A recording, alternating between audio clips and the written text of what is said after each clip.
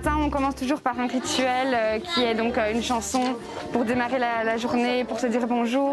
C'est un moment important que les enfants adorent et ont vraiment besoin pour cadrer la journée et qu'elle soit structurée.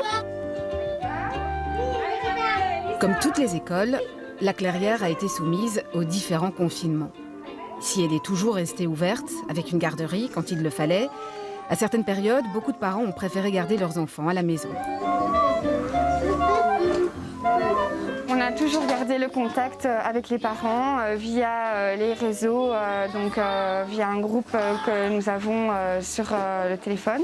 On a pu aussi essayer de travailler un petit peu avec eux en leur envoyant des dossiers, des petites vidéos pour les encourager et pour montrer vraiment qu'on est toujours présent pour eux. Maintenant, c'est vrai que pour les enfants, c'est pas toujours facile parce que la maison et l'école, c'est vraiment un monde différent.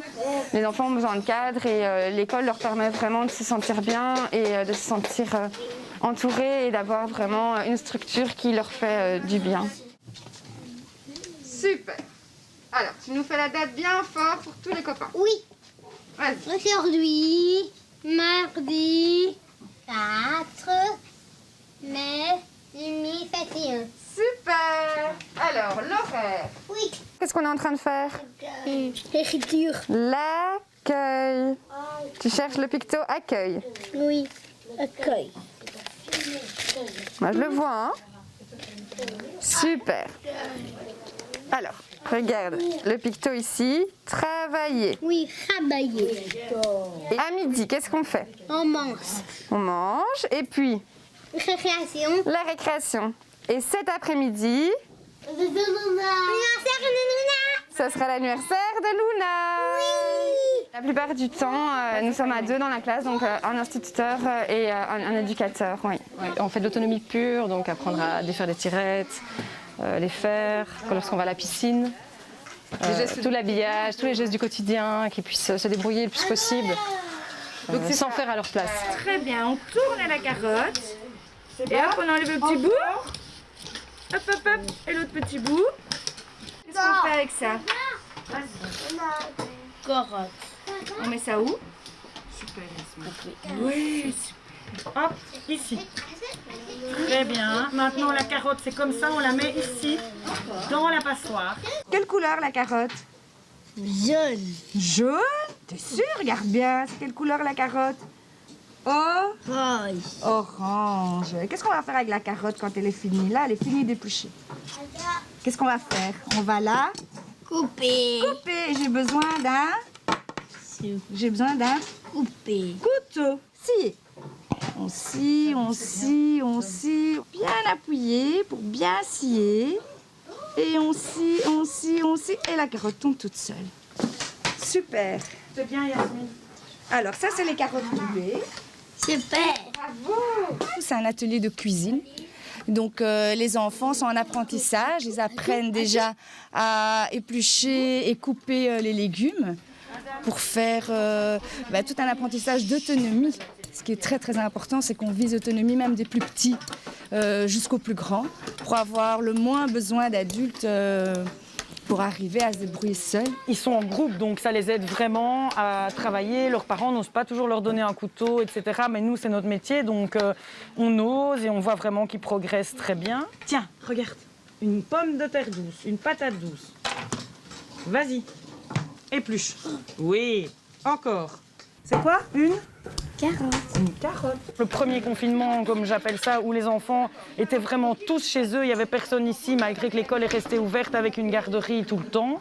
Et donc, pendant ce confinement, je trouve qu'il y a les enfants, on leur envoyait des vidéos et on leur envoyait du travail, mais ça n'a pas du tout le même impact que quand on est sur place, en présentiel, en train de les aider à avancer dans leur travail. Donc, je pense quand même que les familles ont été mises à mal parce que quand on reçoit une vidéo où on propose quelque chose, les enfants n'ont pas spécialement envie de le faire. Quand c'est l'enseignant ou l'éducateur qui est en face de l'enfant et qui lui propose une activité, ça marche beaucoup mieux. Donc, petit à petit, deuxième confinement, troisième confinement, je trouve que les gens étaient plus tranquilles. Ils avaient vu ce qu'on avait mis en place à l'école, donc les enfants revenaient plus naturellement, etc. Maintenant, au niveau du travail sur place ici, on a changé plein de choses. On ne peut plus voyager dans toutes les classes, on travaille en bulle, etc. Pour les enfants qui ont été à distance rapidement, comment continuer les apprentissages à distance? Nos enfants sont des enfants avec déficience intellectuelle de modérée à sévère, donc ils sont incapables d'allumer l'ordinateur eux-mêmes, de recevoir des exercices. Donc ça, c'était quand même assez complexe, de rester en contact avec les enfants et de poursuivre les apprentissages. Mais par contre, le contact a été gardé pratiquement avec toutes les familles. Donc on a le comprimé de Rilatine et les gouttes de dipyperon. Dans quoi tu vas donner les gouttes là? Comment tu fonctionnes là maintenant? Parce que c'est pas évident avec elle, je crois. Hein. Je les mets là-dedans et puis je mélange ça avec son jus d'orange. Il faut se rendre compte qu'ici, en fait, on est un établissement. Il y a deux écoles, fondamentales et secondaires, et un centre de jour pour enfants scolarisés. Et tout le monde fonctionne dans les mêmes bâtiments, avec les mêmes enfants. Donc ça fait beaucoup, beaucoup de monde. Donc dans une période où on doit justement tenir une distanciation, et en plus avec un public, nos bénéficiaires, qui encore moins que d'autres jeunes, ne comprennent pas les mesures à suivre. Évidemment, ça n'a pas été simple.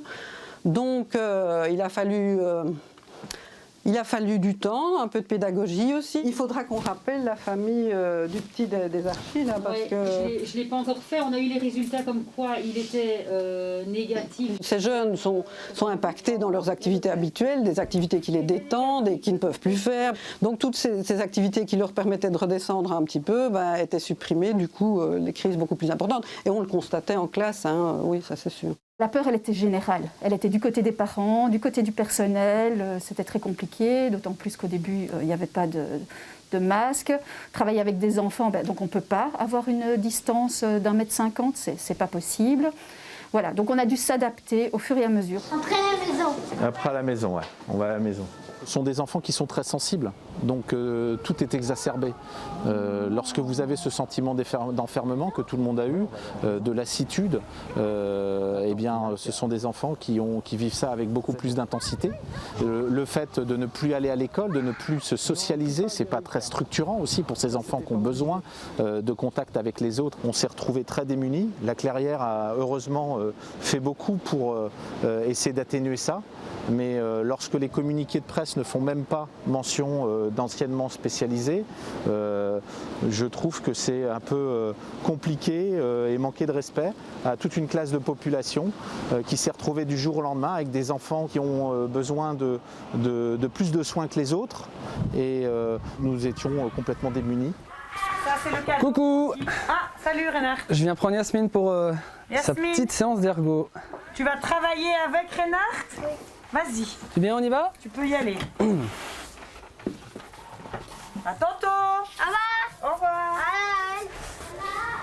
Alors là, on va faire une prise en charge individuelle d'ergothérapie et on va travailler une petite demi-heure donc avec Yasmine. On fait toc toc. On fait toc toc avant d'entrer.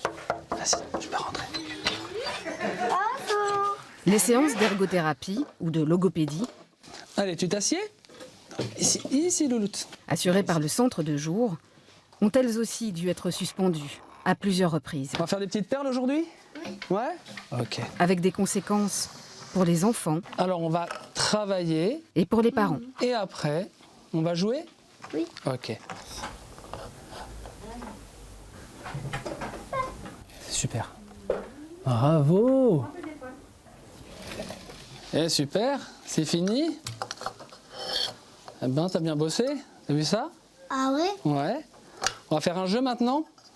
Ok. Attends, on va chercher un jeu. On va faire un jeu tous les deux.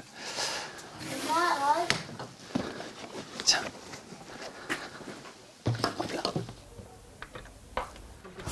Allez, je commence. Ah bah voilà. J'ai perdu. Dommage. Encore. Encore. En ergothérapie, on va travailler sur deux axes principaux, qui sont donc les troubles sensorimoteurs et les troubles cognitifs. Au niveau des troubles sensorimoteurs, donc on va prendre en charge des enfants qui vont être sujets à de la dyspraxie. Il y a des troubles de la motricité fine, comme les préhensions bidigitales, tridigitales, la coordination bimanuelle, la précision du geste, comme là on est en train de travailler par exemple, où il faut On est arrivé à insérer la petite épée dans la fente. Du coup, j'ai passé mon tour à chaque fois. Allez, pousse. 2 mois sans prise en charge, pour eux c'est très long. C'est très long. Parce que c'est des enfants là, qui ont besoin d'être drillés, qui ont besoin au quotidien de travailler pour pouvoir apprendre, pour pouvoir devenir autonomes, pour pouvoir améliorer leurs capacités. Et c'est vrai qu'on a pu constater que des enfants, soit au mieux ont stagné, et au pire malheureusement ont perdu sur ce qu'on essayait de leur apprendre.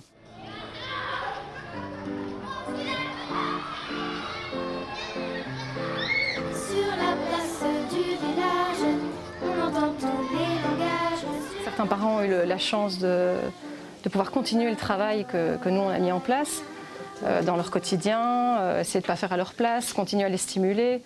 Mais je pense que ceux qui n'ont pas eu le temps et qui ont dû travailler, bien sûr qu'on fait à la place de l'enfant pour aller plus vite, pour s'organiser.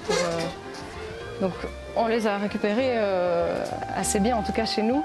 Les enfants ici, ils ont quand même une particularité, ils arrivent à s'adapter à tout très vite. À tout et tout le temps. Je veux dire qu'ils sont à la maison, ils sont bien, mais ils peuvent avoir des comportements plus difficiles, ils peuvent être en manque d'activité ou en manque de nous voir. Mais puis quand ils arrivent, ils reprennent le train où ils l'ont laissé.